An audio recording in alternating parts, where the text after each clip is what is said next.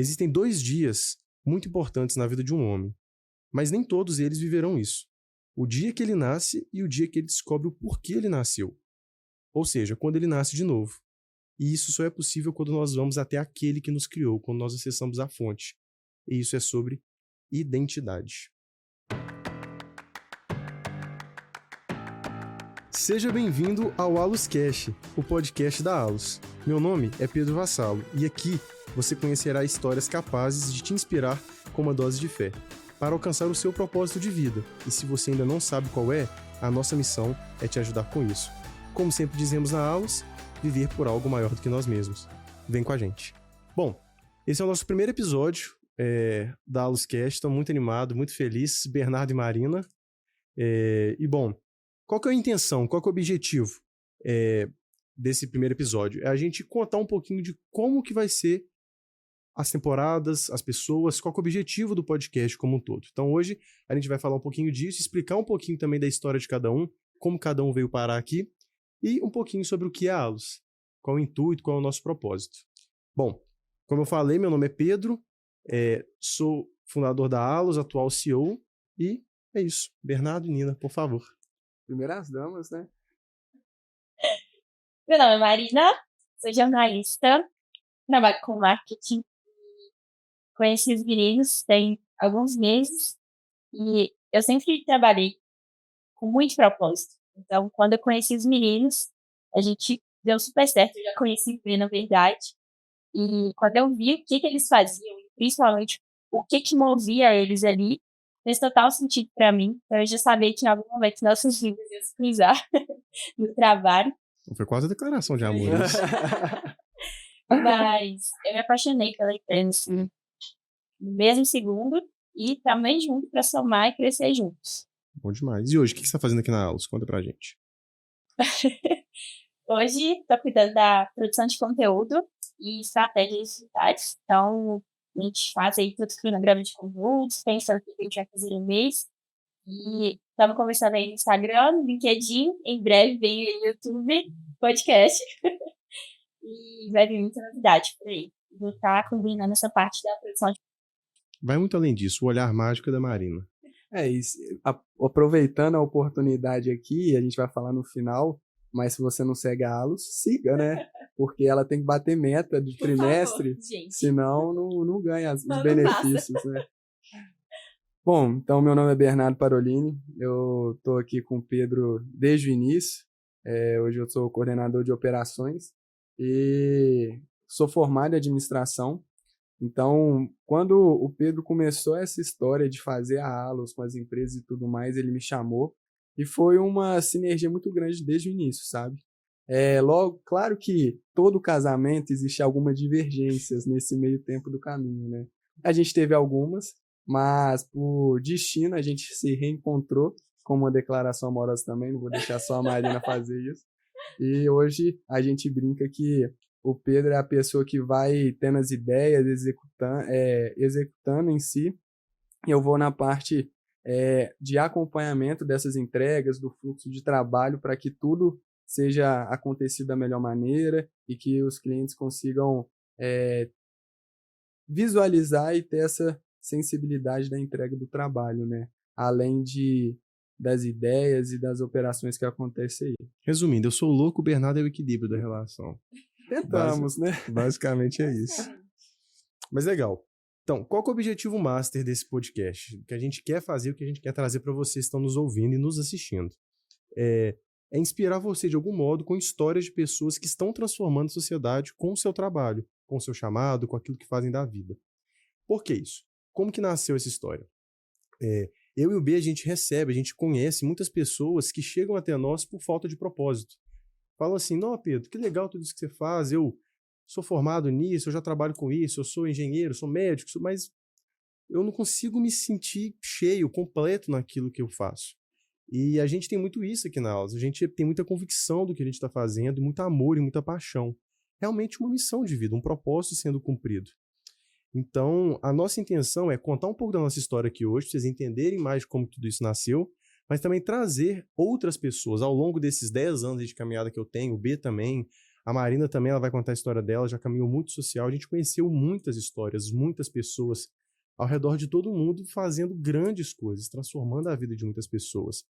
E nós não estamos falando aqui só de social, só de ESG, não, nós estamos falando de pessoas nas suas áreas, sejam empresários, sejam médicos, sejam engenheiros, que dentro do seu trabalho estão realmente gerando transformação e impacto na vida de diversas pessoas.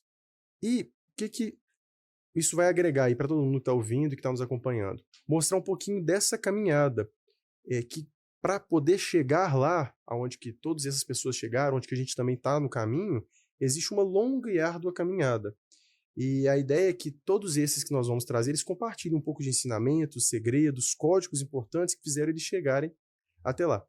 Então a nossa conversa aqui não é sobre SG, tá claro? Embora Perfeito. a Alus seja um hub de SG, a gente foca nisso, a gente oferece isso como principal solução. Aqui a gente quer falar o que está por detrás disso, das pessoas que estão por detrás disso, o que inspira elas. Ou seja, propósito. Existe uma frase que eu gosto muito do Mark Twain e que ela representa algo muito importante na minha vida e que eu me identifico muito. E ela é basicamente assim. Existem 2 dias muito importantes na vida de um homem, mas nem todos eles viverão isso. O dia que ele nasce e o dia que ele descobre o porquê ele nasceu. Ou seja, quando ele nasce de novo. E isso só é possível quando nós vamos até aquele que nos criou, quando nós acessamos a fonte. E isso é sobre identidade. E a primeira parte do podcast agora, a gente vai falar um pouquinho sobre a história da Alus. Como que isso tudo surgiu? Como que surgiu? Me conta mais. É impossível também falar um pouco da história da Alus e não falar um pouco da minha história. Então eu vou contar um pouquinho de quem é o Pedro, por onde que eu passei, e na sequência o B e a Marina também vão compartilhar com a gente. Bom, em primeiro lugar, o que é Alus? Né? Vocês estão ouvindo Alus, né? Igual tá ali para quem está assistindo, tá ali na projeção.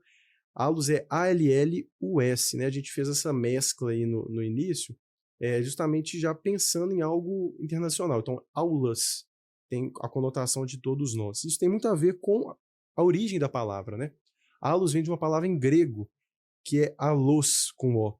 E a gente extraiu isso de um versículo lá da Bíblia, lá em João 14,16. E fala assim: eu rogarei ao Pai, e ele vos dará outro consolador, para que fique convosco para sempre. Essa palavra outro consolador em grego, ela é allos, e ela representa muito aquilo que nós acreditamos. O significado dessa palavra são seres distintos, mas da mesma qualidade ou origem. Então, independente da pessoa, da origem de que ela veio, da classe social, de tudo que ela passou, nós acreditamos que todos nós somos iguais, todos nós temos oportunidades, todos nós devemos cuidar uns dos outros, amar uns aos outros. E não existe alguém que não tem jeito, não existe alguém de ser deixado para trás. Acho que o nosso papel aqui é realmente cuidar e amar o próximo de uma maneira bem intensa. Então, Alus vem daí, esse é o nosso propósito, levar esse senso de viver por algo maior do que nós mesmos para as pessoas e organizações. Então, a gente se posiciona assim, enquanto propósito de Alus, enquanto aquilo que nós acreditamos. E como que isso tudo surgiu? O conceito inicial da Alus, agora falando um pouco da minha história, né, Pedro? Ela nasceu no dia 19 de junho de 2016. Eu tinha 18 ou 19 anos na época, não façam contas de quantos anos eu tenho, por favor. Agora a gente vai fazer. Eu chuto uns 30. Ela tinha já de 35 já. 42. E bom, e esse dia foi o dia em que eu nasci de novo. Foi o dia em que eu compreendi o meu propósito de vida, porque eu estava aqui nessa terra. E aquilo, eu estava lá no Morro do Chapéu, um condomínio que fica aqui perto de Belo Horizonte, andando de slackline com alguns amigos, e ali eu tive uma compreensão maior do qual era o sentido da vida. Tive uma virada de chave espiritual muito grande na minha vida, entendi, tive esse acesso àquele que me criou e compreendi em Deus o meu propósito, o meu chamado. E a partir disso, eu comecei uma busca muito grande em tentar fazer algo alinhado a esse chamado que eu tinha compreendido na minha vida. Eu lembro que na época eu estudava, né, eu estava na faculdade ainda, eu fazia administração de empresas no IBMEC e trabalhava no banco. E aí eu comecei uma busca muito grande por justiça social. Isso foi o que me pegou. Uma compreensão e entendimento de que, bom, tem muita coisa errada nesse mundo e a gente precisa fazer algo em prol daqueles que não têm a mesma possibilidade que a gente. E aí eu comecei uma busca, uma jornada muito grande por justiça social. Eu fiquei maluco com isso. E eu fui trabalhar de cara com alguns públicos bem, assim, bem extremos, né? Eu comecei a trabalhar muito forte com pessoas em situação de rua, mulheres em prostituição, não só mulheres, né? Homens também em prostituição ali na região da Guaicurus, crianças e pessoas do sistema penitenciário, né? Egressos e alguns outros públicos, assim. E eu comecei a me envolver com todo e quanto é tipo de organização que tinha atrelado a isso, né? O B vai até agora lá para São Paulo, no CISV. Eu tive essa experiência também com o CISV, foi um tempo muito legal os acampamentos do CISV. E através dessas experiências que eu fui tendo, eu fui compreendendo um pouco mais a realidade dessas pessoas. Porque é muito fácil a gente olhar para alguém que está na rua e achar que aquela pessoa está ali porque ela escolheu estar ali. Será que se eu tivesse nascido na mesma condição que ela, eu estaria hoje onde eu estou? Provavelmente não. Então, quando a gente começa a entender o porquê que uma mulher está numa situação de prostituição, que muitas das vezes ela iniciou a vida dela vendendo o próprio corpo no norte de Minas para poder conseguir ter um alimento, né? Eu e a Nina e o B, a gente foi recentemente para o norte de Minas, a gente sabe um pouco da realidade lá. Quando você vê uma pessoa em situação de rua, ou então alguém de uma comunidade que nasce, que é filho de um pai, de uma mãe que está envolvida com o tráfico, são realidades muito diferentes. Então eu comecei a furar muito a bolha no qual eu estava. Eu trabalhava num banco, estudava no IBMEC, cresci também numa situação mais privilegiada, e eu comecei a enxergar e ver que, bom, existe algo que a gente pode realmente tentar fazer. E aquele propósito, aquilo que me pegou tão forte no dia 19, começou a se tornar algo mais factível. E aí passou um tempo, eu comecei a perder o sentido, assim, na minha mente, né? Eu olhava, via, enxergava, tudo estava acontecendo no dia a dia da vida. Falava, cara, não faz muito sentido tudo isso que eu estou vendo. Preciso viver isso de forma mais intensa. Viver algo maior que nós. Falei, cara, preciso viver isso de forma mais intensa. Larguei a faculdade, larguei o banco, cheguei pro meu chefe na época, o Perry, se tornou um grande amigo. Falei, cara, não dá mais. Saí da faculdade, meu pai e minha mãe surtaram comigo, e eu decidi morar no Nordeste, fazer parte de um projeto lá, que é um projeto que eu já participava aqui em Belo Horizonte, que é a Jocum. E nessa experiência, né, a Jocum é uma organização com um cunho social muito forte e um cunho religioso também muito forte. E eu fui para lá e o tempo na Jocum, ele é dividido em uma parte teórica e uma parte prática.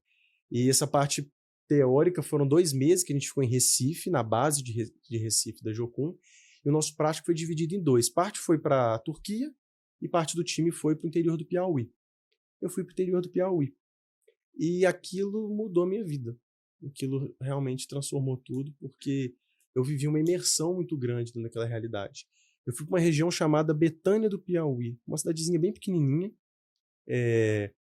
que fica a cerca de 300 quilômetros ali da cidade com maior estrutura, então ela é bem isolada, e ao redor dela existem diversas comunidades quilombolas, que era onde a maior parte do trabalho era desenvolvido.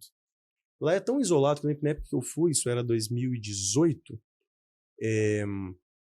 tinha 2 anos que algumas vilas tinham acabado de receber energia elétrica. Então, parecia que eles estavam 50 anos atrasados comparado a gente. E eu fiquei lá num projeto chamado Instituto Novo Sertão, do Zé. A gente encontrou com eles algumas vezes em São Paulo. E um projeto que hoje é referência. Hoje o Instituto Novo Sertão, ele ganhou diversos prêmios com os melhores ONGs do Brasil. Eles têm feito um trabalho fenomenal no interior do Piauí. E o que me pegou lá? Foram algumas experiências. Eu marco, assim, 3 experiências principais que mudaram minha perspectiva de vida. A primeira delas, eu lembro que um dia a gente foi visitar uma dessas comunidades, uma comunidade quilombola do Baixão. Na verdade, todas as experiências marcantes que eu tive foi do Baixão. E a gente chegou numa casinha pequenininha de pau a pique. Era um casal com 3 filhos, eu junto com os voluntários lá, os missionários. Quando a gente entrou dentro da casa deles, eu olhei assim, uma casinha pequenininha, devia ter, sei lá, 3 metros por 4 metros, isso era a casa, e eu olhei e tinha 2 redes penduradas, assim, e aí o Wesley, ele virou e perguntou pra turma, e aí, como que tá sendo dormir na rede, pros pais, né? E o pessoal lá do Baixão, tá sendo bom demais, cabra. E eu olhei assim, cutuquei ele e falei assim, e os meninos, onde que eles dormem? E aí a gente olhou ele me cutucou assim, olhou pra trás e tinha 2 jornalzinhos no chão, igual um cachorro mesmo. Eu olhei pra aquilo e aquilo me quebrou no meio. Eu falei assim, não é possível uma coisa dessa. Eu lembro que eu saí chorando de dentro da casa, fiquei lá fora, refletindo sobre isso, e aquilo me machucou muito.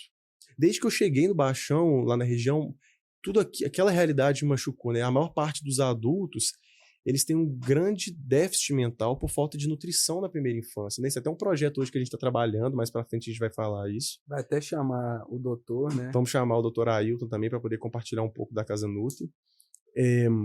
Mas existia um grande impacto na falta de nutrição dessas pessoas naquela região. Então aquilo também me marcou muito. Então a gente estava sempre lidando com pessoas com déficit mental alto. Eu nem sei se é a licença poética aqui, mas se o termo técnico é esse, mas assim, pessoas realmente incapazes, porque não tiveram desenvolvimento cognitivo na fase de formação da infância. E essa experiência me marcou muito. Passou algumas semanas, foi meu aniversário. Pode olhar, dia 6 de maio, foi um dia depois do meu aniversário, domingo.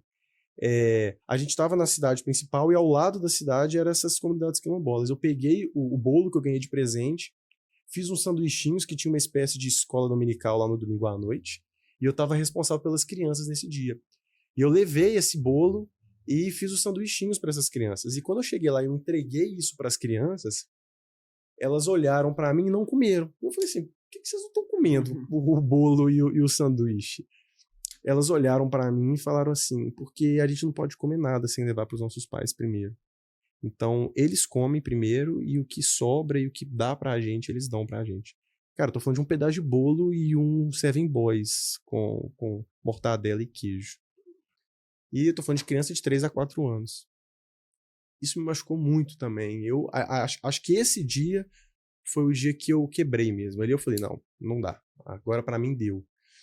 E, enfim, a gente continuou lá mais alguns dias, alguns meses e finalizou o trabalho lá. Só fazer uma adendo. Também tinha aquela questão do chocolate, que eles nunca tinham comido chocolate, né?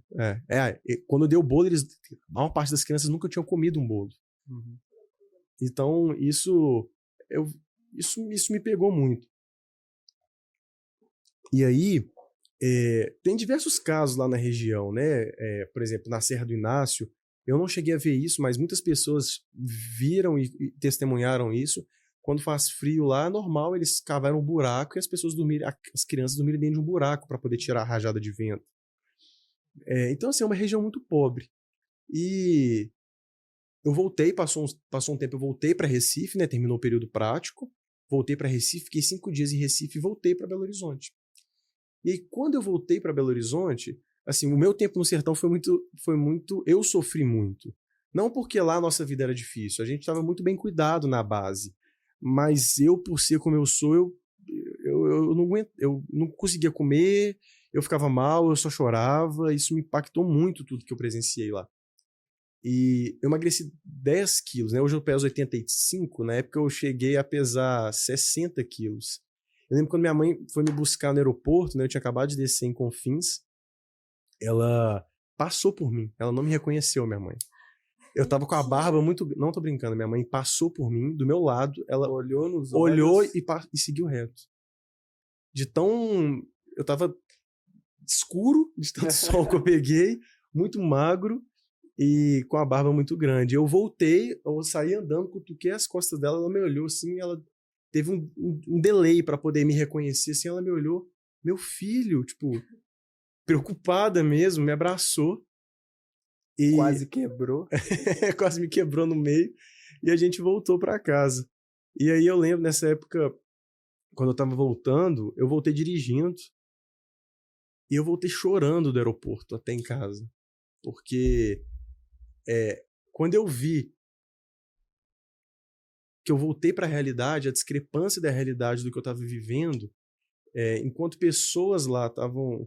né, uma família de 4, 5 pessoas tinha uma renda de R$200 ao mês, e eu vi aquela realidade. Quando eu vi a volta, o que nós, como sociedade, vemos que a gente não precisa de tanto, a gente não precisa disso tudo, aquilo me quebrou no meio mesmo.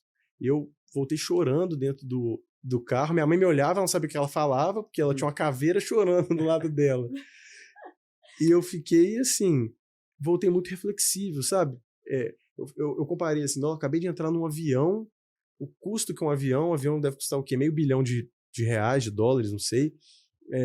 Entrei num carro, é uma situação que aquelas pessoas nunca vivem, nunca vão viver.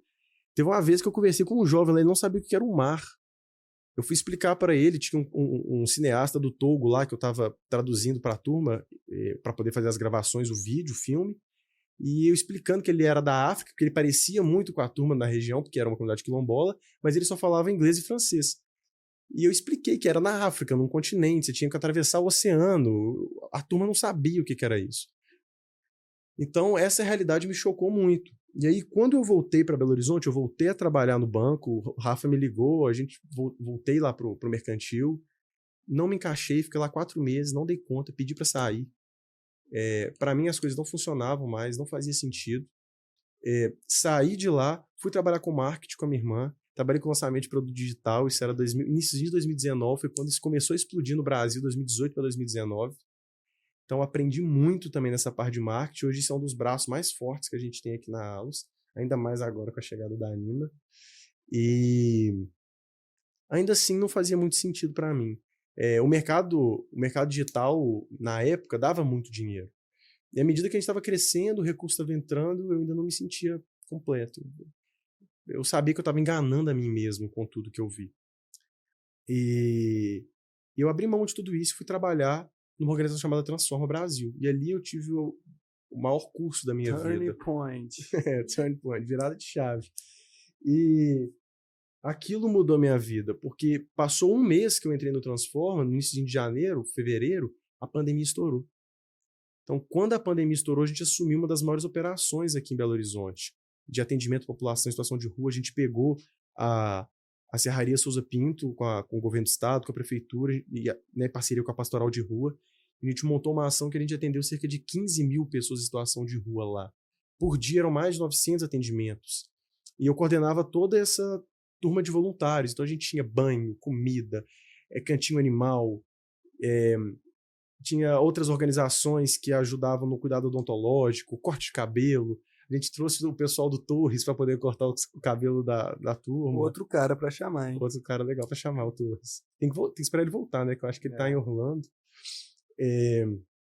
Mas aí foi uma experiência assim, muito marcante. A gente teve diversas operações assim. Então, naquele momento, eu comecei a ver a realidade de 15 mil pessoas em situação de rua, ver as histórias por detrás, por que elas estavam ali, como que elas foram parar ali.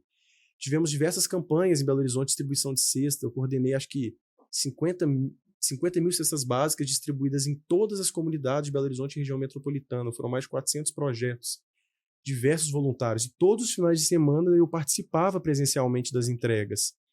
Então eu adentrei em muitas comunidades. Eu ia em todas as comunidades, conhecia a realidade local. E aí, à medida que o tempo foi passando, eu fui entendendo um pouco mais do impacto das organizações por detrás disso. Quando eu cheguei no Nordeste, eu fiquei olhando e falei assim, poxa, por que a pobreza aqui é tão grande? A falta de dinheiro, a falta de recurso, a falta de emprego, a falta de economia local, tudo isso impacta no porquê essas pessoas estão assim. E quando o dinheiro começou a entrar, quando a gente começou a fazer esses projetos, a ajudar as pessoas aqui, eu vi que tinha organizações por detrás. A ação lá na Serraria ela aconteceu porque o Itaú Unibanco financiou. As diversas cestas básicas que a gente doou só aconteceu porque tiveram diversas pessoas, e principalmente empresas, instituições, fomentando e viabilizando isso. A campanha de vacinação aqui em BH, que a gente coordenou o voluntariado, foram mais de 2 mil voluntários de medicina que a gente cuidou durante esse tempo, funcionava por quê? Porque tinham as faculdades de medicina, tinha a Secretaria de Saúde que disponibilizava pontuação PSU para os voluntários, tinha a prefeitura como um todo disponibilizando as vacinas. Então eu comecei a ver a importância do recurso por detrás, e que só propósito, paixão e amor não enche barriga, não faz a coisa acontecer. Seriam os 3 poderes, né? Então a utilização dessa forma desses 3 poderes atuando em conjunto faz total sentido, que aí dá uma sinergia de energia para causar um impacto, né? Exatamente. E eu vi que essa conexão ela é muito forte. Por quê? Porque ninguém faz com tanto amor quanto um voluntário. que não está recebendo por aquilo. Ele tem um propósito, ele tem uma causa. Ninguém vai cuidar tão bem de uma pessoa em situação de rua quanto as tiazinhas que distribuem comida na rua ali no centro da cidade. Elas, se elas precisarem, elas brigam, matam para poder cuidar daquelas pessoas. Mas o Estado, ele tem um papel, eu não estou aqui defendendo o Estado, mas ele tem um papel de viabilizar muitas coisas. E sem ele, hoje, a gente depende dele. Então, precisa disso. E também precisa da outra ponta, de pessoas que estão doando, de empresas que estão viabilizando isso. Então, isso foi fazendo muito sentido dentro do meu coração e eu enxergando que o melhor modo da gente gerar transformação e impacto seria através das organizações, das pessoas, que a gente poderia abraçar muito mais isso. E durante a pandemia, o termo ESG cresceu muito, né?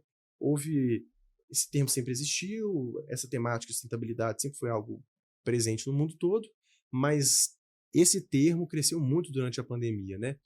Tem um gestor de um grande fundo americano, Larry Fink, ele postou uma carta no início da pandemia sobre o ESG, sobre a necessidade das organizações investirem nisso, terem isso no seu portfólio. Então, o mercado de capitais, o mercado financeiro virou atenção para esse lado. Então, o termo cresceu, virou algo importante.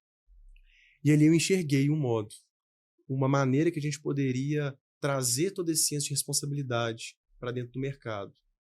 Entendendo que o mercado está cobrando, está necessitando de uma responsabilidade corporativa maior, por mitigação de risco, mas que dentro desse pacote a gente poderia colocar toda a nossa paixão, amor e essência que a gente acredita dentro disso.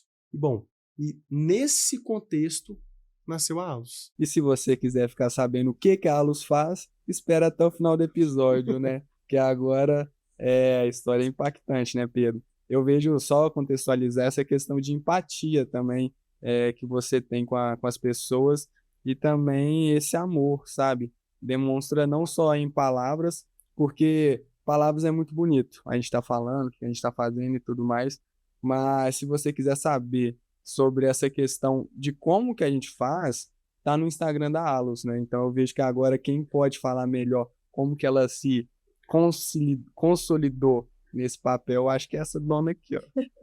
Muito bom. Agora eu falei um pouquinho da minha história. Nina, B, falarem um pouquinho de si também, depois a gente fala melhor do que nós estamos fazendo enquanto Alus, hoje os projetos, como que a gente está colocando esse propósito em prática. Por favor, Dona Paixão. Então, o voluntariado, ele sempre teve muito presente na minha vida. Eu tenho como eu começar falando de mim, da minha trajetória, assim, e não seja por esse caminho. E uma vez uma pessoa me perguntou como que eu comecei? Aonde que eu me conectei com isso? E eu não soube explicar, porque é como se sempre estivesse dentro de mim.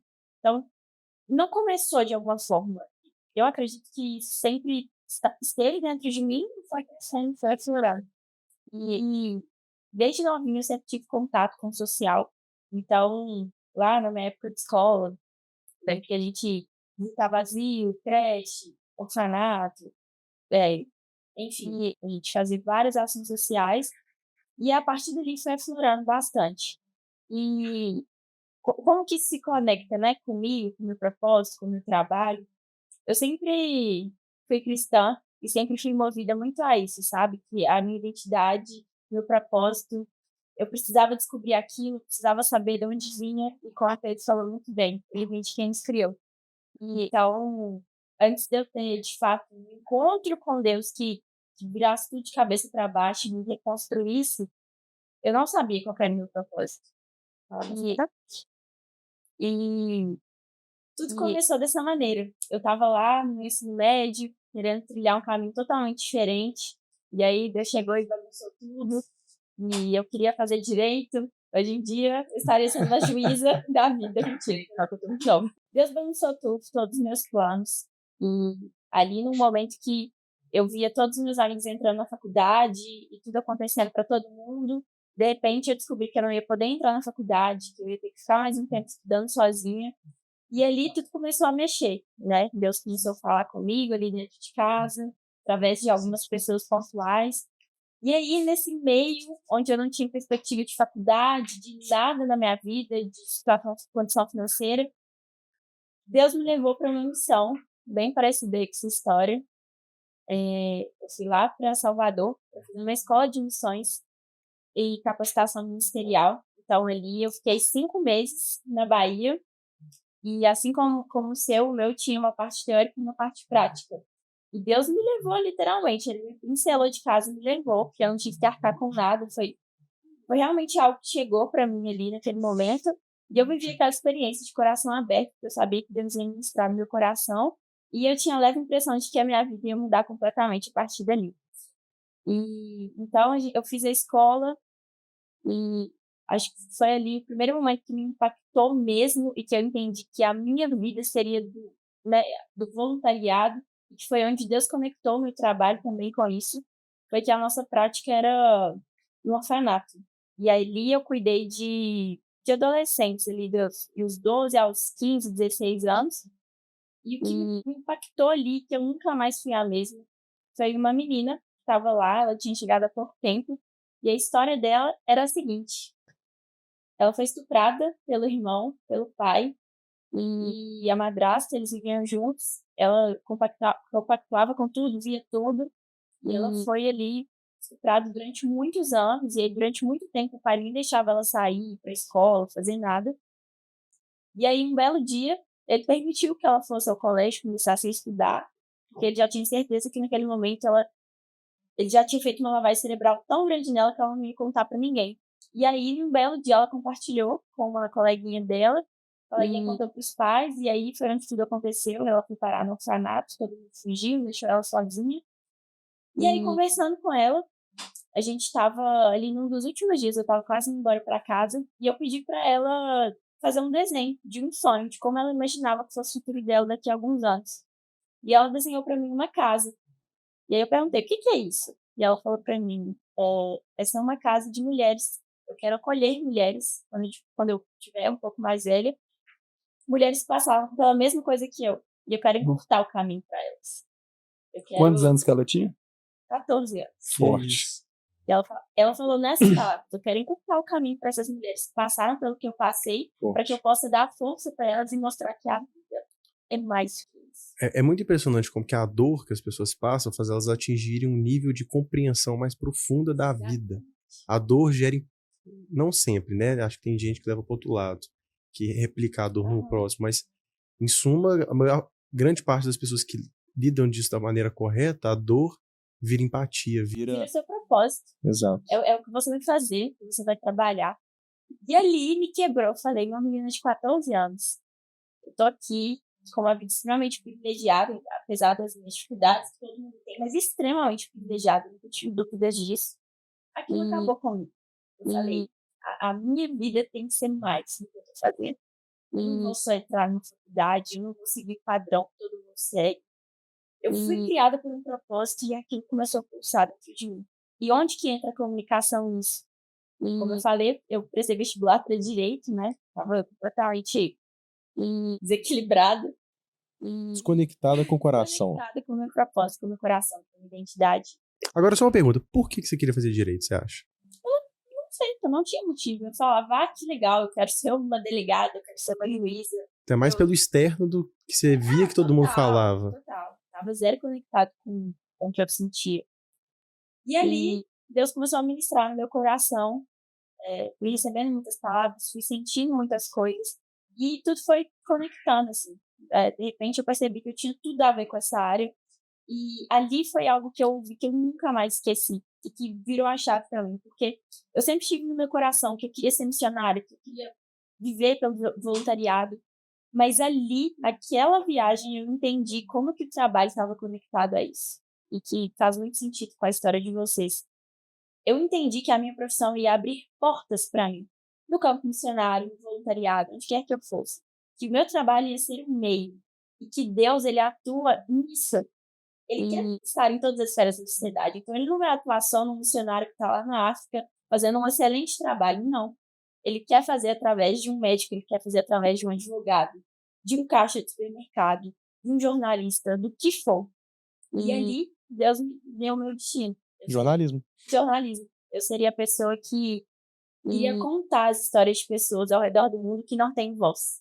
Né? Pessoas em extrema vulnerabilidade social. Então, eu queria dar voz para essas pessoas. Falando de casos de amor que a gente tá falando, declarações de amor, foi quando ela falou isso que ela ganhou meu coração. Ela virou e falou assim, meu propósito é contar belas histórias ao redor do mundo. E eu acho que é sobre isso. Exato. E aí, voltei para BH, voltei para a vida dura, né? Mas completamente Isso foi em que ano? Isso foi em 2016. Não, 2017.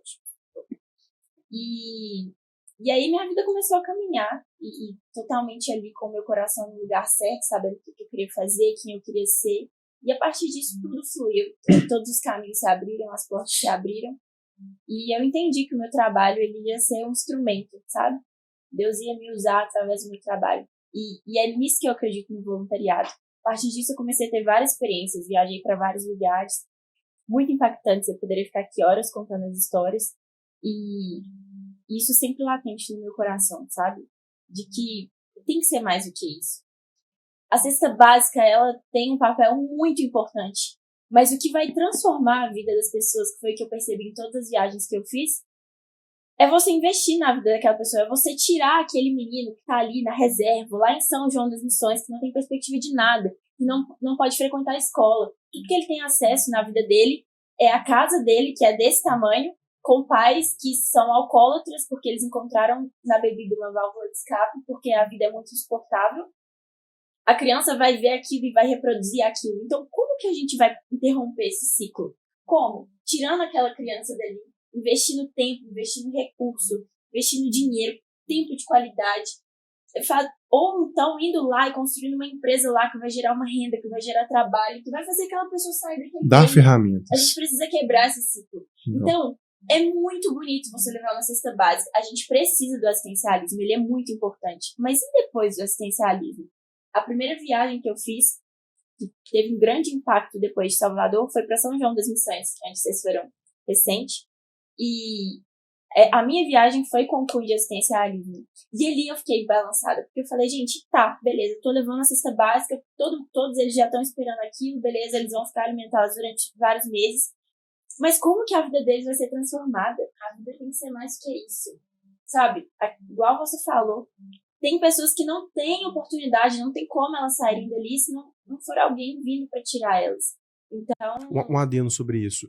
A gente foi com o Love, né? Um movimento assim, sensacional do Rafa e a Boas Novas. Foi que ano mais ou menos lá em São João?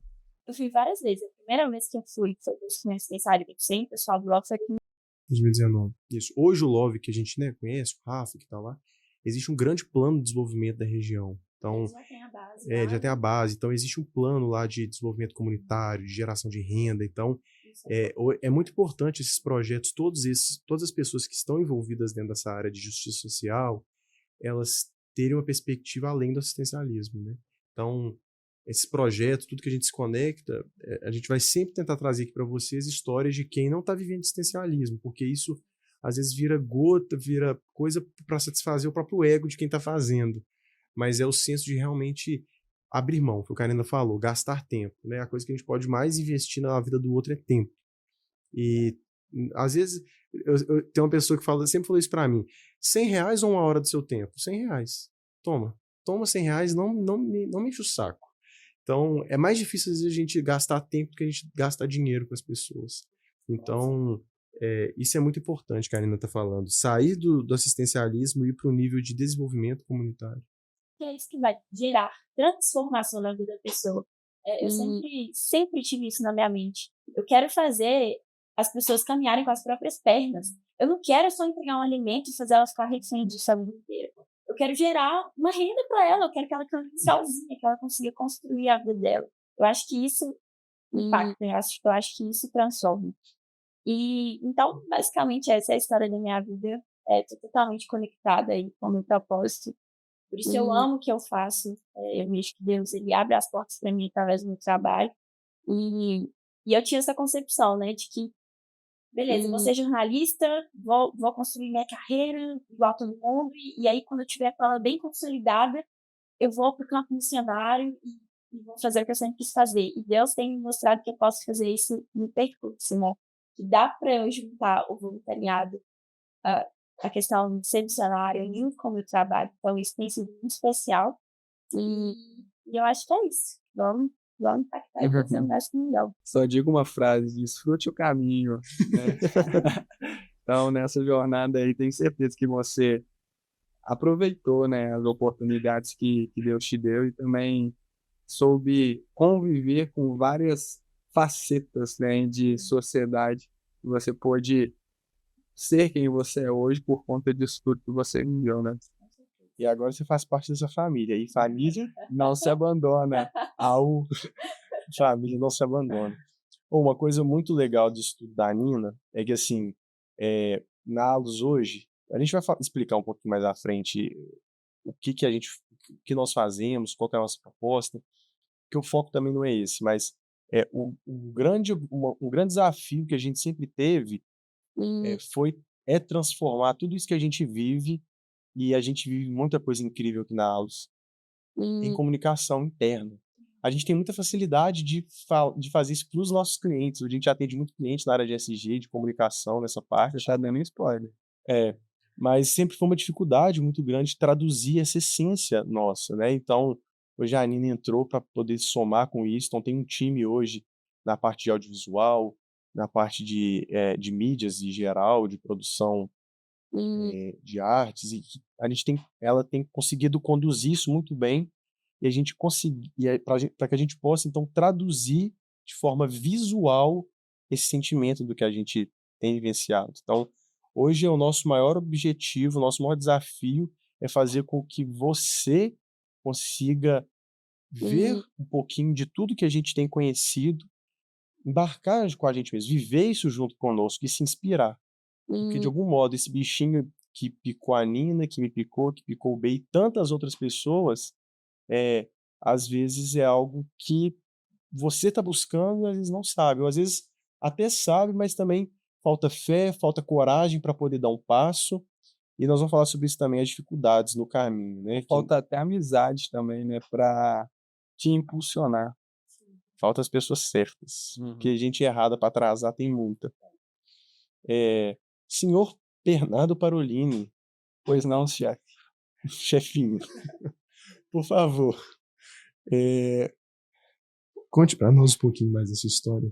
Bom, eu não tenho nenhuma viagem assim impactante igual vocês tiveram, né, de ficar 5, 6 meses imerso nisso, mas nessa conversa eu fui tentando relembrar algumas coisas que foram importantes para mim nesse sentido. E eu retornei, eu sou de Araxá, né, sou daqui do interior de Minas Gerais, e eu retornei para uma viagem que o pessoal foi até Araxá, de Campinas, eles chamam Pé na Estrada.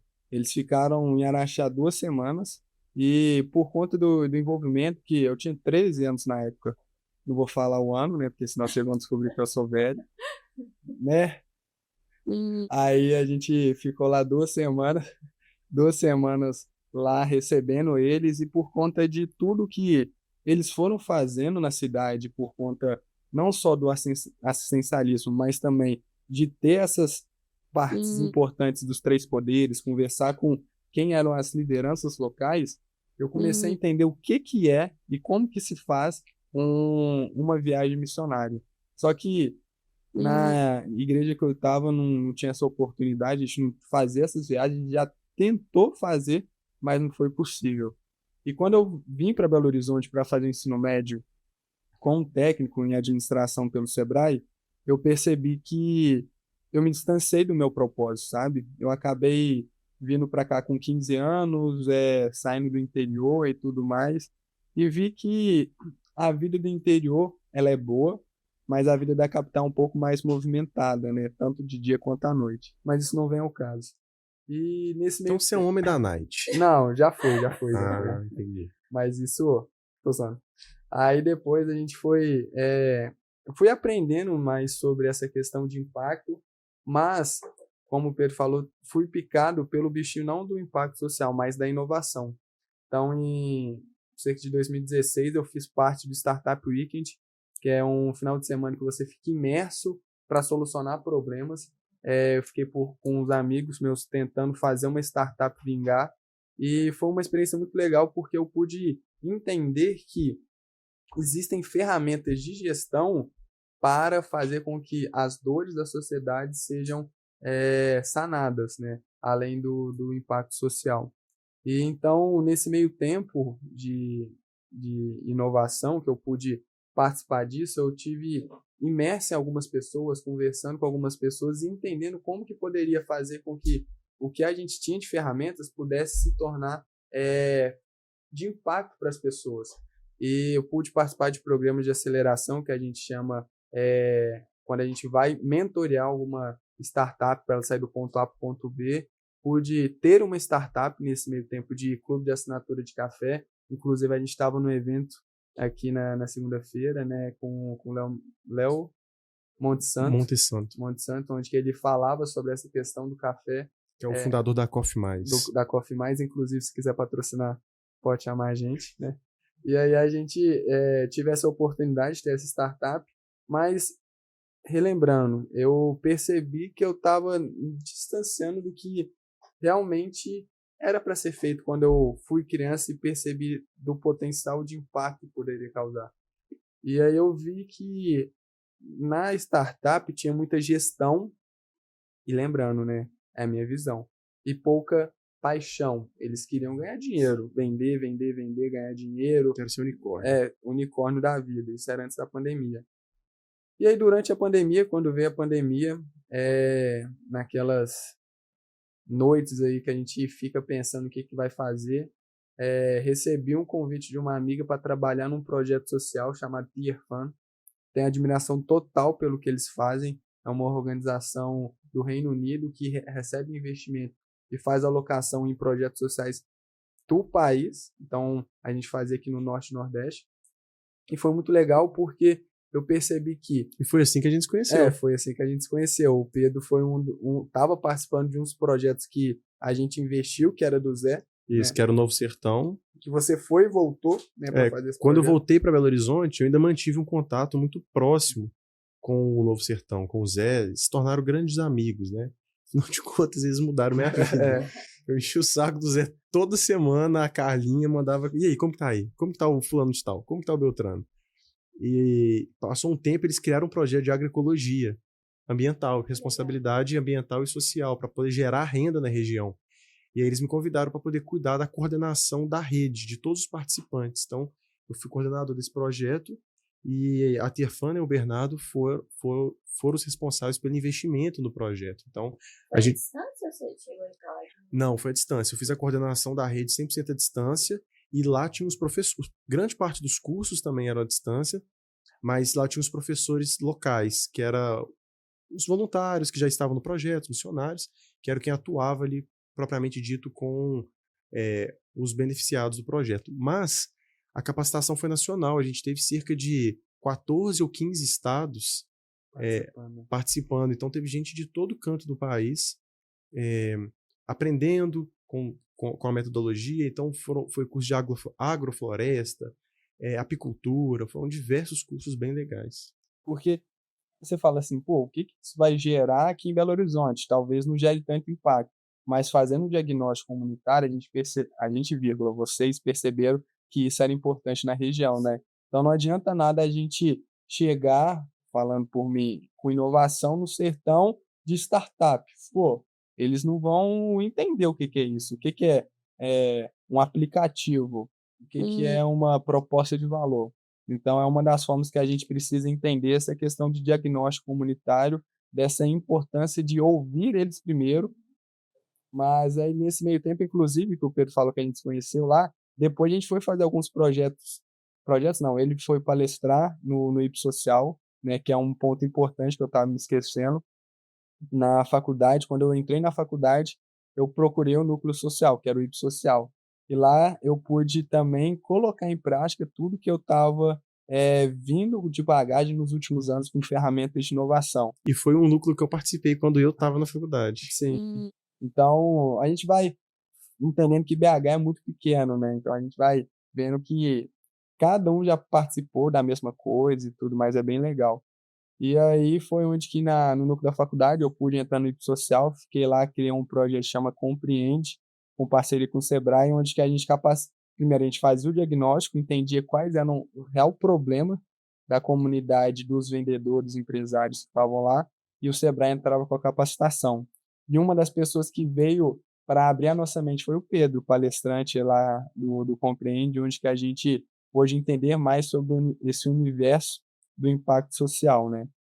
E para encurtar, e a gente falar um pouco mais sobre a Alus, que aí depois, nos próximos podcasts, a gente vai dar mais ênfase sobre cada um. Eu fiquei na Tier-Fan, o Pedro, numa quinta-feira, ele falou, mano, sonhei com você. Vamos trocar ideia? Eu falei, pô, beleza, vamos trocar ideia e tal. E pensei que ia ser na próxima semana. Ele ainda falou, tem que ser hoje. Eu falei, então vai ser hoje. A gente Aonde? encontrou no Minas Shopping. No Minas Shopping. E aí, na hora que ele chegou pra mim, falou, mano, eu acho que você é a pessoa perfeita pra fazer o que eu quero. Pra gente passar a vida juntos. Aí foi onde que ele me deu uma aliança de coco. Tô usando isso não. Mas não tenho nada contra, viu? Quem estiver ouvindo, é só uma piadinha aqui. Pagou um Burger King e pronto. E aí ele me veio com uma tal de história Alus. E aí eu vou deixar ele para falar o que é Alus. Então ele já contou um pouco mais, mas como sucedeu a partir dessa nossa conversa. Perfeito. Só um adendo antes, né? A importância do B dentro de tudo isso que a gente está falando. Eu sou muito coração dentro da Alus, tudo que a gente vai fazer. O B brinca, né? Que eu vou desmatando, vou cortando tudo na frente e vou jogando as madeiras atrás. E o B vai organizando, vai fazendo a casa, vai limpando. Então, esse lado coração, esse lado para onde que a gente está indo, o que a gente tem que fazer, qual que é o direcionamento, eu vou fazendo muito, mas as coisas só acontecem porque por detrás existe muita gestão. Quando eu trabalhava no mercantil, eu aprendi muito isso lá. Então, eu vejo que assim, todas as experiências profissionais que eu tive antes de abrir a Alus, embora eu tenha aberto a Alus muito novo, elas me ensinaram coisas muito valiosas. Por ter trabalhado em um banco, eu aprendi muito sobre processos. Então, o Rafa, que era o meu coordenador na época, ele me ensinou muito sobre Excel. E eu vivia isso lá, processos. A minha missão era gerar eficiência dentro do nosso setor. Eu consegui fazer muito isso em muitos pontos lá. Eu lembro que teve um momento que teve uma limpeza de equipe, né, que teve uma troca de pessoas, de gestão, e mandaram assim, 60% do setor inteiro embora. E a equipe antes que tinha 14 pessoas, ficou eu e mais uma, que a gente conseguiu limpar grande parte dos processos. Então, embora eu tenha vivido muito isso, eu deixei isso de lado. Acho que a gente tem que focar muito naquilo que a gente é bom, principalmente, né? Perfeito. E hoje as coisas só acontecem porque tem muito trabalho duro, tem muita paixão, tem muita causa, mas tem muito processo, tem muita eficiência, tem a gente tentando sempre enxugar custos, tem a gente sempre tentando alcançar a melhor performance que a gente pode com aquilo que a gente tem em mãos. E bom, fechando essa história, o que a gente está construindo hoje então na Alus? Bom, a gente falou um pouco da história da Nina, de todo o voluntariado, tudo que ela viveu, um pouco da minha história, do B, e tudo se conecta a uma única coisa que é chamado propósito. Então, e por isso que a gente tem esse slogan hoje na Alus, que é viver por algo maior do que nós. Eu acho que isso é o que une nós três, é o que une o resto do time todo que está conosco, que vocês ainda vão ter a oportunidade, com certeza, de conhecer eles. Um já está virando a cara de falando que não, mas isso é algo lindo que nos conecta. Então, como que a Alus ela se posiciona hoje? Como eu falei no começo, a gente viu essa causa do ESG como um todo. Eu já vim de uma experiência social muito grande, nessa parte de comunidades, né? Na parte de gestão de pessoas também, por conta desse período de voluntariado, eu geri cerca de 6 mil pessoas durante a pandemia, diretamente, não tinha ninguém entre eu e esses voluntários, era eu. Então eu tinha esse lado social muito forte e essa experiência também do ambiental, com esse tempo do sertão.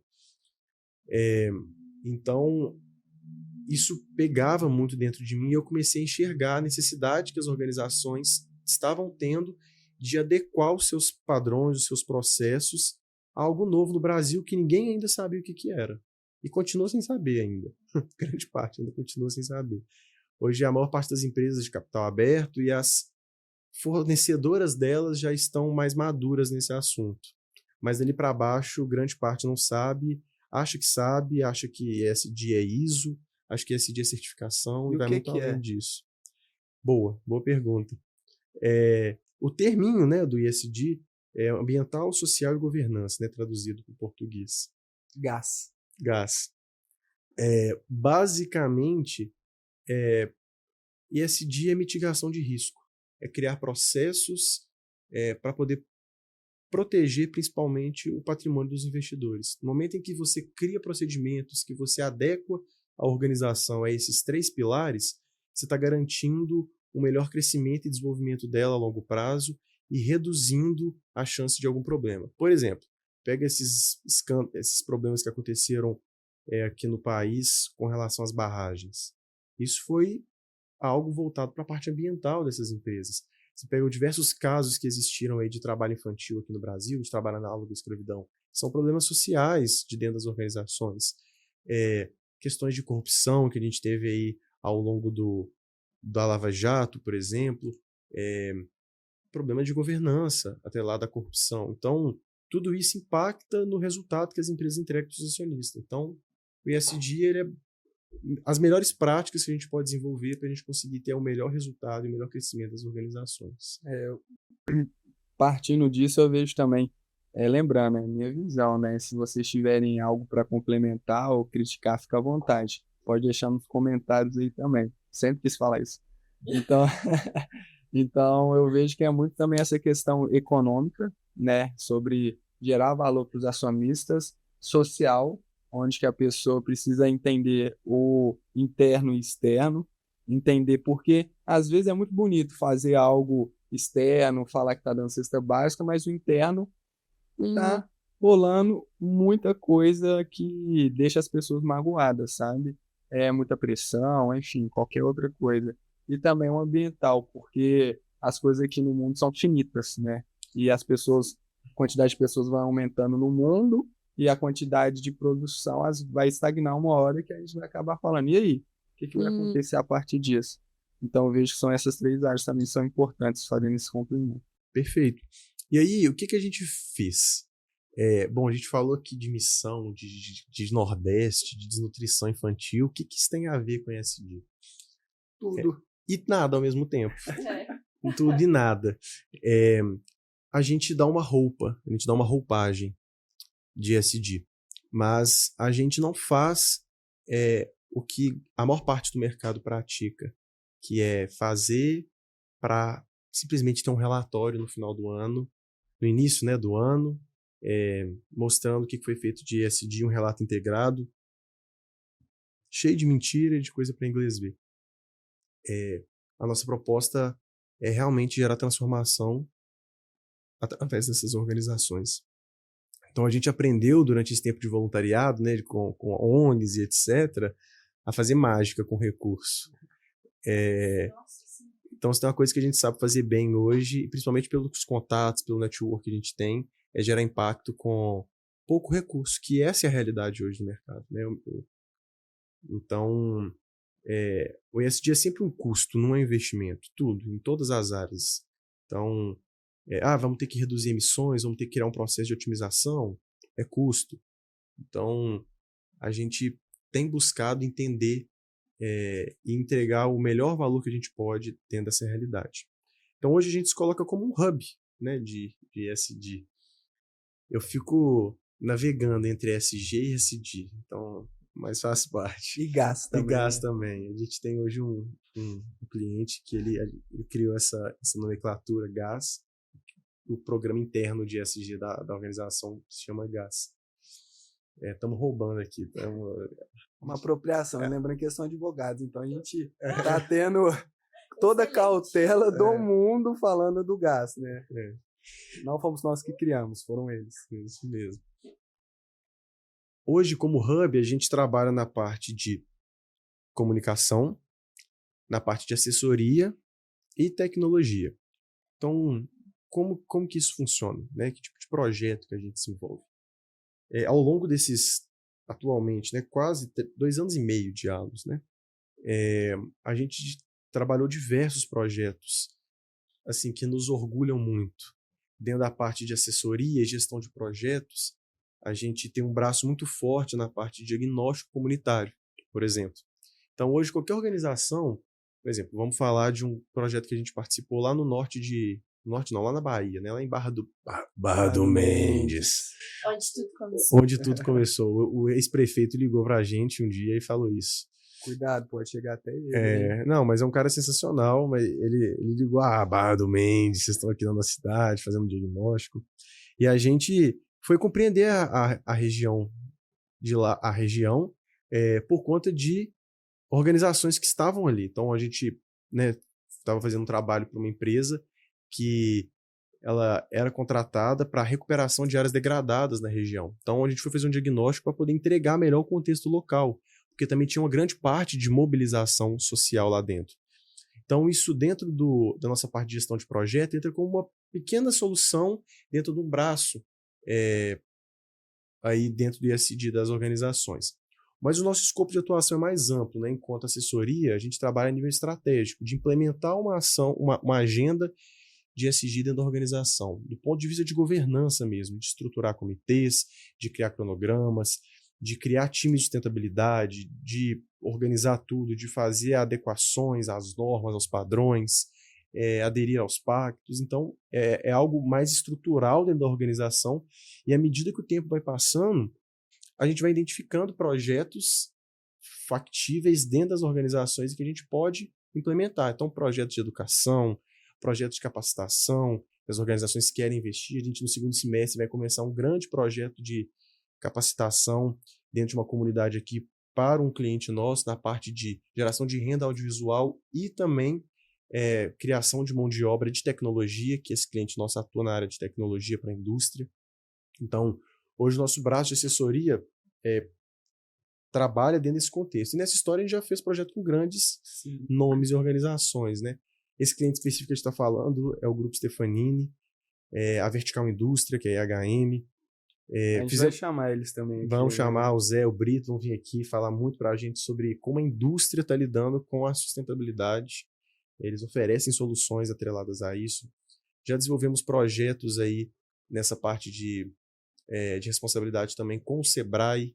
Fizemos alguns diagnósticos aqui na região para o Jornada Empreendedora, que é um projeto de capacitação muito legal do Sebrae, uma iniciativa da Secretaria ou do Governo do Estado? Da Prefeitura. Da Prefeitura mesmo. Da Prefeitura de Desenvolvimento Econômico, de capacitar microempreendedores dentro das comunidades, dar ferramenta para eles poderem crescer os seus negócios, entendendo muito que é quem gera o PIB. Eu esqueci o número, mas eu acho que é cerca de 50% a 60% dos empregos do Brasil são gerados pelos MEIs, principalmente, Legal. pelas pequenas empresas. Eu acho que esse número é maior, se eu não me engano. Depois a gente pode, no próximo episódio, a gente pode corrigir isso. Então, fizemos esse tipo de trabalho. A gente tem um projeto, né, que está em andamento hoje, que é assim, o nosso pupilo, que é o projeto em Moçambique, da fábrica, que nós vamos trazer o Dr. Aito aqui, a gente vai contar isso mais a fundo, mas foi uma cliente nossa, que é uma indústria de cosméticos, que exporta ali para a região do norte da África, Emirados Árabes, e eles chegaram com uma demanda. A gente quer criar um projeto de impacto ali na região da África. Na região da África não, em algum lugar hoje que faça sentido para a gente. E a Causa África fazia muito sentido pelo lugar onde eles exportavam, né? E a gente desenvolveu esse projeto juntamente com eles, que é a Maxilis. Criamos, né, construímos uma fábrica em parceria com a Casa Nutri, que é o projeto dentro da instituição Be a Child, que eu acabei me associando também. E é uma fábrica que produz alimento para criança em desnutrição aguda. Então, quando a criança ela chega num nível alto de desnutrição, somente esse alimento é capaz de tirar ela dessa linha. Se você der uma banana para ela, a quantidade de potássio, dos nutrientes que tem ali, ela vai literalmente falecer. Então, é um alimentinho à base de amendoim, com complexo multivitamínico. A gente cuidou desse processo, do levantamento do recurso, da construção da fábrica. E em junho, estamos indo para lá produzir o documentário. Acompanha a Alus. Vai ser assim, uma experiência mágica, também indo como equipe de médicos, Dr. Ailton. Tá indo fisioterapeuta, na verdade tá para confirmar fisioterapeuta, tá indo psicólogo, tá indo... Tá dando spoiler de tudo já. Mas assim, vai ser uma experiência muito, muito linda e muito mágica. Então assim, dentro dessa parte de gestão de projetos, hoje a gente atua em diversos contextos. Trabalhamos alguns projetos também na área de esporte, né, com o grupo Layback, Casa de Praia, e agora estamos dando início também a uma parte de institutos. Estamos começando alguns projetos com algumas empresas que destinam parte do seu lucro, olha que legal, abrem mão do seu lucro em prol de desenvolver comunidades, contribuir para o meio ambiente. Desenvolver pessoas também, né? Isso. Então, estamos entrando bem forte agora nessa parte. E segundo semestre aí também estamos chegando junto dentro de projetos de lei de incentivo, que até então a gente não trabalha com isso. Até então, espero que semana que vem a gente tenha uma aprovação aí. E a ideia dos projetos de incentivo não é sobre fazer algo só pelo recurso, que às vezes a gente vê acontecendo muito por aí, mas é realmente pegar toda essa paixão, todo esse cuidado, todo esse amor e desenvolver isso da melhor maneira, desenvolver isso de forma mais efetiva. E bom, isso é um braço que a gente tem hoje de gestão de projetos, de assessoria. Dentro da comunicação, a gente desenvolveu muito projeto voltado para essa parte, com grandes organizações também. Tivemos a oportunidade de desenvolver materiais focados para ESG, para comunicação de responsabilidade social e ambiental, para P&G, para Gerdau, Vale, trabalhamos junto com a Gerdau, Vale, Petrobras, Transpetro, e muitas organizações sociais também. Isso é uma coisa muito importante que a gente tem aqui dentro da ALUS. Todo mês a gente está contribuindo, fazendo algum projeto, sendo voluntário para as organizações. Então a gente viaja, a gente doa a nossa mão de obra, coloca os melhores equipamentos hoje que a gente tem de comunicação, de filmagem, à disposição dos projetos. Conhecemos, conectamos, desenvolvemos redes sociais, sites para esses projetos. Realmente tem intenção de somar, doar e contribuir para eles, né? Então, isso é algo também que agrega muito e é impressionante, um adendo, né? A gente falou muito sobre voluntariado, mas o quanto o voluntariado abre portas, o quanto que ele é capaz de fazer a gente sentar em mesas que dificilmente a gente sentaria se a gente não tivesse fazendo isso. E então hoje a comunicação é algo que nós acreditamos muito. Eu lembro que no começo da ALUS, a parte como um todo de audiovisual era algo que eu passava horas vendo, olhando o poder e o impacto que isso tem de convencer as pessoas. Eu acredito muito que a gente está aqui num ambiente, tem vários quadros, acho que essa arte ela nunca vai perder o valor, mas eu vejo muito com a nossa época, a geração atual, a arte do momento, o que tem realmente tocado, impactado as pessoas, tudo atrelado à tecnologia hoje. Então, é o audiovisual, são as redes sociais, é o Instagram, o TikTok, é o YouTube. Então, você vai ver uma criança hoje, dificilmente, a menos que o pai e a mãe ensinem muito, ela vai saber quem é um grande pintor, a menos que a escola ensine, mas um vídeo no TikTok, né? No YouTube. Isso é algo de muito mais acesso. Então, eu acho que isso é um braço que a gente entende muito como importante e a gente investe muito. E a tecnologia ela está envolvida em todos os processos hoje nossos. Então, tudo que a gente faz na parte de gestão, a gente está sempre trazendo ferramentas, BI, planilhas, desenvolvimento também de soluções de tecnologia. A gente já fez isso para alguns clientes na área de responsabilidade social, plataformas, programação mesmo. Então, a gente se coloca nesse lugar e a gente vai juntando tudo isso para a gente poder conseguir gerar a transformação que a gente quer e que a gente pode. Mas não é fácil viver tudo isso. Ao longo da história, ao longo de todo esse tempo, para a gente poder chegar aonde que a gente chegou hoje, que ainda tem muito para a gente caminhar, foi muito árduo. Perdemos cabelos, talvez. Muitos cabelos. Noites sem dormir, mas vai além. Foram muitas pessoas desacreditando, pessoas dizendo que a gente não ia conseguir. E uma coisa muito importante que eu aprendi sobre isso tudo, recentemente conversando com um amigo, falando sobre mim agora, né? Eu não sei os dois, mas ao longo da vida eu sempre fui muito atacado na parte de identidade, e que tem tudo a ver com propósito. Porque tudo que a gente faz aqui é sobre propósito. Então, eu acho que essa foi a maior dor e a maior dificuldade durante esse processo. Ter, muitas das vezes, pessoas próximas dizendo que nós não somos capazes, que nós não vamos conseguir, que nós não vamos chegar lá, que isso não faz sentido, que esse tipo de gente não tem o porquê a gente gasta a nossa vida. que essas pessoas não têm jeito. Então, isso é muito desmotivador ao longo da vida. Porém, uma frase que a gente ouviu essa semana novamente, e eu acho que ela resume tudo, que é assim, para a gente poder viver o propósito, a gente só vai conseguir se a gente aguentar mesmo esse processo. E é o único jeito da gente se manter firme. Vai ter dia que a gente vai chorar, vai ter dia que a gente vai pensar em desistir? Vai. Esse papo de nunca pensei em desistir, mentira. Mentira. Nessa semana, quantas vezes? Entendeu? Só hoje? Só 5. Hoje. 5. Então, tem muitos momentos que a gente olha e fala assim, pô, se eu estivesse fazendo outra coisa, que a pessoa disse que seria melhor, ou que, tá vendo, deu errado isso aqui, me falaram que eu não ia chegar em lugar nenhum, que eu não ia ser capaz. Isso tudo desanima, isso tudo nos prostra, isso tudo faz a gente desacreditar, muitas das vezes. Mas quando a gente olha novamente para isso, para essa identidade, o porquê nós estamos fazendo o que nós estamos fazendo, isso mostra e nos dá força para ver que existe algo muito maior pelo qual a gente está empenhado, que não é sobre nós, não é sobre as nossas dores, não é sobre as nossas dificuldades, não é sobre aquilo que a gente acha que é o melhor para a gente, mas é sobre uma missão muito maior que a gente está na responsabilidade de fazer.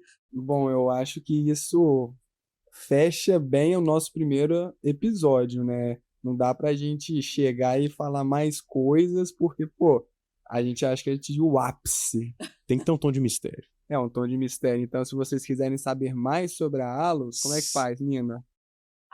Bem, gente, por favor, segue a gente lá, vamos dar uma moralzinha. Vai vir muita coisa legal por aí. Muita mesmo. Não dá pra dar tanto spoiler quanto o chefe me deu, mas vai vir muita coisa legal. A gente pode fazer uma meta aqui ao vivo e a cores, se chegar tanto até tanto dia. A Marina vai fazer faz? o quê? O que a Marina faz? Raspa o Não sei. cabelo? Talvez uma tatuagem por algo maior que nós. A gente vai pensando, né? Vamos pensando. Vamos pensar. Mas aí, chefinho, o que você me diz sobre? O que você achou? E a bola tá com você. Eu acho que esse primeiro episódio é realmente para todo mundo nos conhecer mais, né? Eu acho que os episódios seguintes vão ser algo mais direcionados, mais enxutos, mas eu acho que aqui foi importante essa conversa para vocês saberem um pouco mais do nosso coração e o porquê tudo está acontecendo. Porque por detrás de tudo que nós estamos fazendo, por detrás de tudo que está acontecendo, tem muito propósito, tem muito choro, tem muita alegria, tem muita discussão também, tem muito perrengue. Coloca discussão aí, pelo amor de Deus. Tem muito perrengue sendo passado. Mas tem muito propósito, muita paixão e muita fé, principalmente. Muita paixão. Agora tem mais uma paixão. Vai ter paixão ao quadrado. E bom, eu acho que é isso. Se a gente fosse resumir o podcast de hoje em uma frase, o que vocês diriam? Eu acredito muito nessa questão que todo mundo precisa se encontrar, seja cedo, seja jovem, seja adulto. Perfeito. E a gente percebe isso em todas as ações que a gente foi fazendo, sabe? Seja em projeto social, seja em empresa. A gente até vê em empresas hoje pessoas que não são felizes porque estão trabalhando, porque não encontraram um propósito, sabe? Então eu vejo que a gente entendendo que não existe hora certa para achar, mas existe o lugar certo e pessoas certas que podem te auxiliar, e a Alus é uma plataforma que pode auxiliar nisso, eu vejo que faz total sentido. O resumo desse episódio todo, ele tá na frase que eu disse no início, que existem 2 grandes dias na vida de um homem. Nem todo mundo viverá isso. O dia que ele nasce e o dia que ele descobre o porquê ele nasceu, que é quando ele nasce de novo. Então, eu acho que o resumo é sobre isso, é sobre encontrarmos a nossa identidade, sobre sabermos o porquê nós estamos fazendo o que nós estamos fazendo, aonde nós queremos chegar, qual que é o legado que a gente quer deixar no mundo, qual a história que a gente quer deixar para as outras pessoas e, literalmente, né, o porquê nós somos criados. Eu acho que isso, na minha opinião, é o que resume esse podcast. É o que resume a nossa história também. É o coração do tudo, né? Marca que a gente quer deixar pro mundo. E a partir do momento que a gente descobre o nosso propósito, e a gente vai potencializar todo mundo que está chegando pra gente. A gente acredita nisso, na hora de ver com propósito. Existe muito mais do que você acordar e pro seu trabalho, que não faz sentido e nada do que você faz ali tem sentido, tem significado, tem muito mais que isso. É você se lutar e a gente criou, você se escutar e você viver uma vida de verdade, que faça sentido para você, que faça sentido para os outros. Eu acho que tudo que Deus faz em nós, Ele vai fazer através de nós. Então, para mim, algo é isso.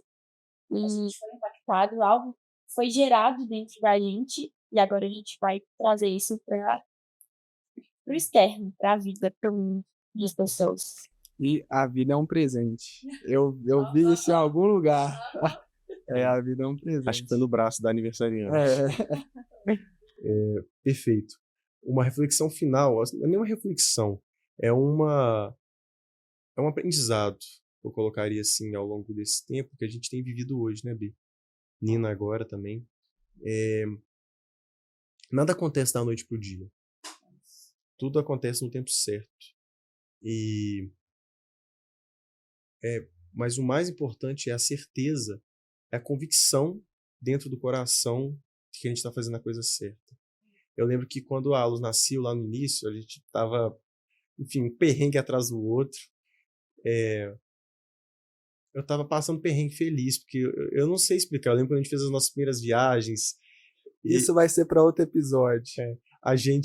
Eu tinha uma convicção muito plena de que o que a gente estava vivendo era real e que a gente ia chegar em algum lugar. Então, né, eu vejo muitas pessoas, falta essa coragem, falta essa fé de dar um passo. Eu acho que falta a decisão. Uma vez que você decide, eu tomei a decisão e quero ver quem eu sou, o processo vai ser leve. Porque vão vir os obstáculos, os desafios, as coisas chatas que a gente usa no dia a dia, mas a gente decidiu, a gente só precisa decidir uma vez. Depois que a gente decidiu, tudo é suportável, sabe? Eu acredito muito nisso, a gente tem que decidir uma vez só. E o sucesso, ele se torna consequência, né? Eu acho que quando a gente trabalha com o que a gente ama, a gente deixa de trabalhar. A gente só faz o que a gente gosta de fazer, a gente tá brincando todo dia. Que privilégio. Todo mundo consiga isso. É incrível. E a Nina, intensa como eu acho que quando a gente vive isso, a gente consegue dar 1001% de quem a gente é. Então a gente consegue alcançar resultados muito fora da curva, porque a gente está colocando tudo que a gente é lá dentro. Então, vale a pena viver por algo maior, vale a pena seguir o seu propósito, porque no final das contas, o resultado disso, a consequência disso vai ser muito maior do que você tomar uma decisão pautada no que os outros dizem ou que você acha que o externo diz que é melhor para você. Bom, então é isso. Nina, muito obrigado. Foi bom esse papo. É sempre bom a gente ter essa mesa aqui e relembrar, né? A gente esquece, relembrar tudo, o porquê. E a todos vocês que ficaram aqui, que nos ouviram nesses 1h20 de conversa quase, muito obrigado. Nos acompanhem nas redes sociais, deem uma olhada nas redes da Alus, tanto no Instagram, LinkedIn, YouTube, TikTok, agora em todas as plataformas de áudio também. E compartilhe também esse conteúdo com seus amigos, mande isso para alguém que você acha que está precisando, que você sabe que está precisando. Também nos siga no privado. É bom, né? Tô precisando de seguidores aí para bater 10 mil. Ainda falta pouco, talvez uns 850, 8.500, mas tá de boa. Bom demais. Segue lá o B Paroline. A Nina. Marina N. Paixão. Isso aí. Qual é o seu? Pedro _ Vassalo. Mas o foco mesmo é a Alus. Segue a gente lá na Alus, acompanha, que tem muita coisa nova saindo. Muita coisa incrível por aí. E é isso. Valeu e até a próxima. Let's bora! Let's go!